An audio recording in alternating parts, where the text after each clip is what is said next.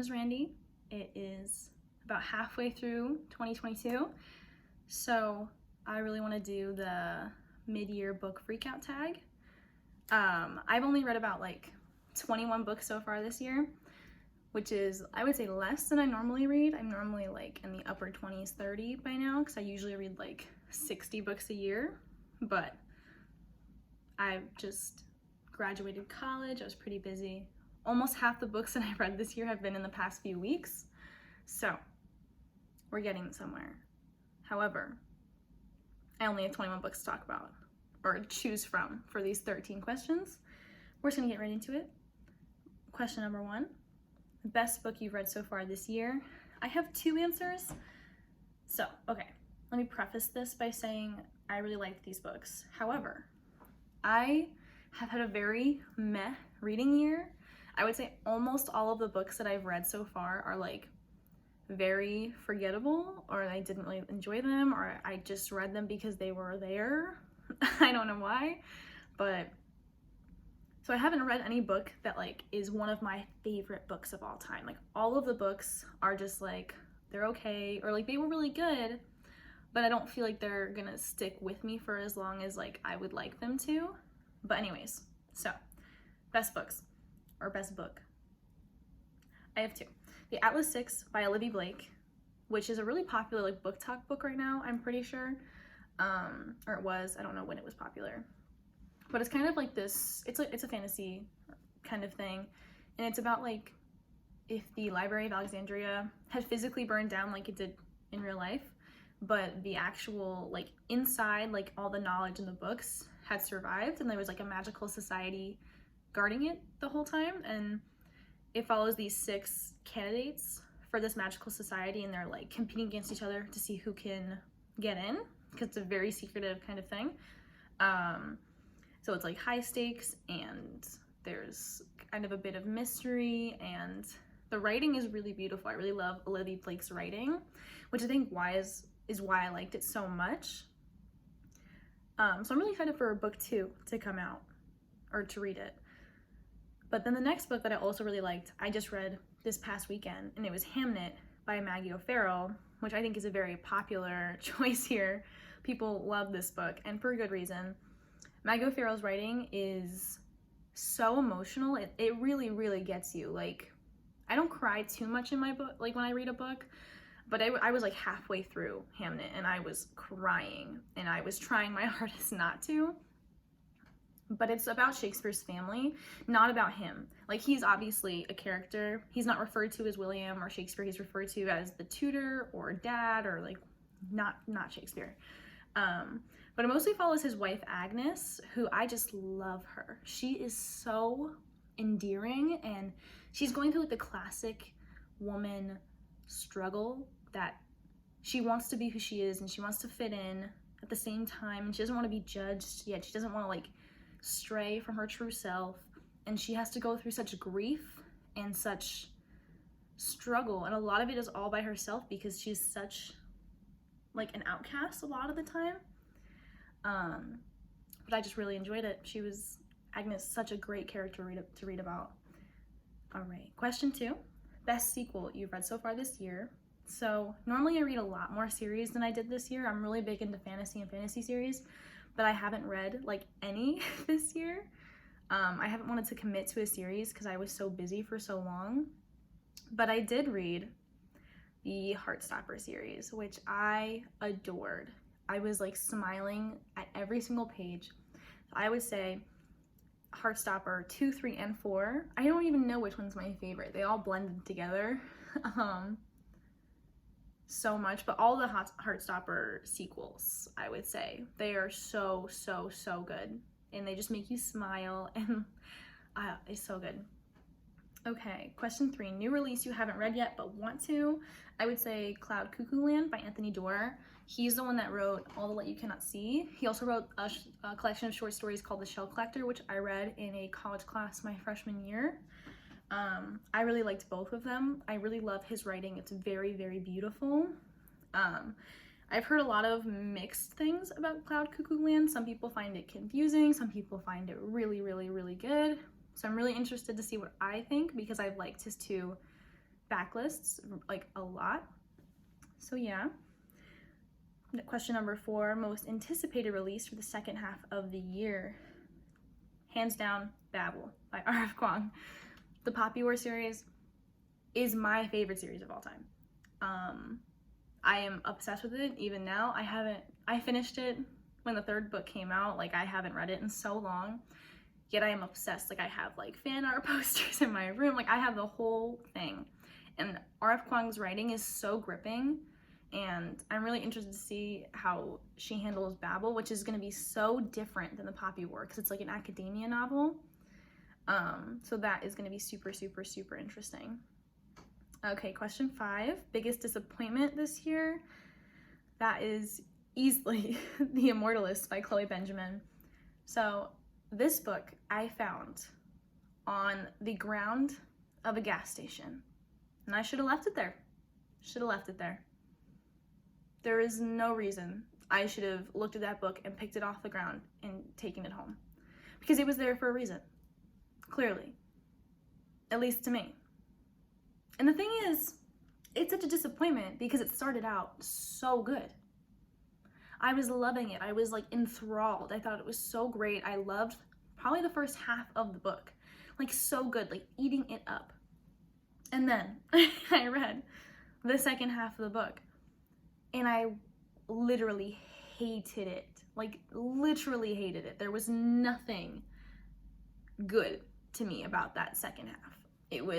It got to the point of ridiculous, and it got to, like, the character development was non-existent for me for a lot of it, and it was so sad because the characters in the beginning were so likable, and I had so much feeling for them, and I cared for them so much.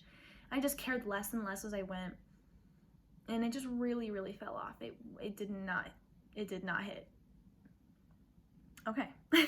Question 7. Favorite new author would be, oh wait, question 6. Biggest surprise. That would be either Heartstopper, because I am not one for like young adult romancy type of things, but it was just so cute. It just blew me out of the water. So good. Or this one I actually have a book with me for. Or We the Drowned by Carson Jensen. So this book is a mammoth, as you can see. I clearly had something to say about it. But this book was like, how do I even explain? So the first 100 pages or so, I was struggling so hard with this book. It was so boring and so slow. I didn't care about anything that was happening, and half the time I was a little confused because this book is told from the perspective of the town as a whole, not even from like a character or like a family, a group of friends, like the town. So it's often like, it'll be talking about like the buildings, and it'll be like, we did this or we did that, and that took such a long time for me to get accustomed to, because it would switch so frequently from like, we as a town did this, and then I as a character in this town did this, and that was confusing. After the first 100 pages, I really got sucked into it. I started to care because it started to focus more on singular storylines, and it really focused honestly on this one like line of men, and that is really where I got sucked in. However, there was some like elements to the story that I thought were completely unnecessary, and language in here that was used that really didn't need to be used. This book was written by a white man in the 2000s, I think like 2006 or 7. So there was language in here that was unnecessary. Like, we know the language that was used in that time period. We don't need to recreate it just because, in my opinion. It's not like we're reading Huck Finn or something like that. We're reading a new novel, you know, or a modern novel. But I felt very accomplished when I read it. When I finished reading it, I really loved it. Like, I finished it and I was like, oh, that was great. Like, I really, really was sucked into it. And then I've been sitting with it for about a week and a half now since I finished it, and I just cannot decide if I really liked the book or not. So it's kind of a surprise in the sense of like, after those 100 pages, I started to really like it and get engrossed, but also a surprise of how I'm feeling now that it's been more than a few days after I read the book. So, not sure how I really actually feel about it. Okay, now number 7. Favorite new author, Olivia Blake. She's new to me. She's pretty new though. Yeah, because Atlas 6 is her debut, even though she published it. She was an indie author before, but now she has like an actual published copy, or from like a actual publishing company. But I'm really excited to read her next book. But yeah, she has really great writing. Number 8, newest fictional crush. I don't really do that. I don't really like fall in love with characters that way. I love characters, but I'm not sitting there like thirsting for a character. It's not my thing. But, you know, whatever works for you. Number 9, newest favorite character. I have 2, again. Probably Nick from Heartstopper. I adore Nick. He is such a golden retriever puppy. And then once I watched the show, it just cemented that he is such an angel boy. Love him. And then again, Agnes from Hamnet, such an amazing, amazing woman character. Love her so much. Number 10, book that made you cry. Again, Hamnet. Like I said before, the portrayal of grief in that book is so authentic and raw and emotional. You can't help but cry. And this is not a spoiler. Hamnet, Shakespeare's son, dies. It says that in the blurb in the beginning. And he has a twin sister, Judith. And I am a twin sister. I have a twin brother. So that really got to me when Hamnet did die. And then surprisingly, Second Chance Summer by Morgan Matson made me cry, which is like a young adult contemporary novel, which eerily parallels my life. It takes place in the Poconos. I live in the Poconos normally. And it follows this girl who has one last summer with her dad who's dying of cancer. And it's just so sad at the end, as you know it's gonna be, and you can't help but feel for our main character.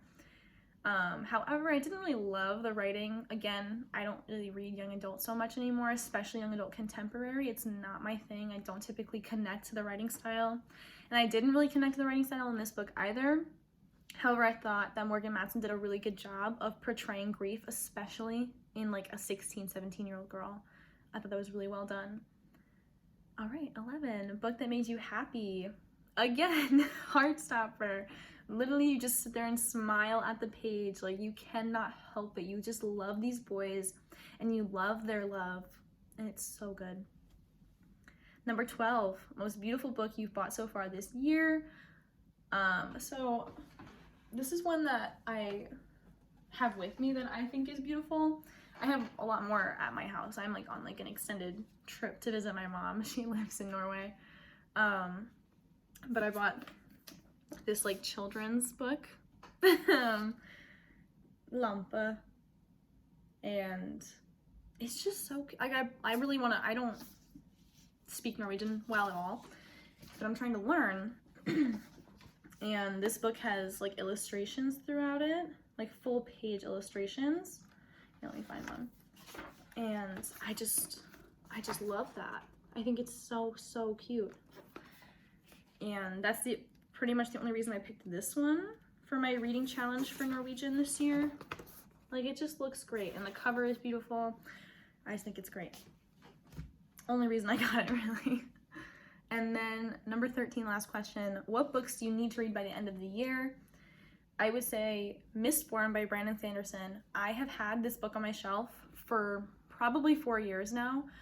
And it's not even long. I just haven't read it for some reason, and I've been wanting to so badly. Like, I've been wanting to be on that Brandon Sanderson train this whole time, and I just haven't done it. So I need to read that. Like, as soon as I get back to the United States, that's what I'm doing. And then I also need to read The Lord of the Rings. I feel like as someone who loves fantasy, I can't call myself a true fantasy reader if I haven't read it, or at least tried to read them. I know that they're pretty dense and a little dry, as are more classic fantasies. But I got them on my Kindle in like a big bundle. So I'm hoping in the next few weeks while I'm still here that I'll be able to get through all of them. So I guess we'll find out at the end of the year. But those were all the questions. I unfortunately didn't read as much as I wanted to, and a lot of the books that I did read did not blow me away, but hopefully I will read some more and they will be absolutely amazing books. But yeah, hope you guys enjoyed. Bye.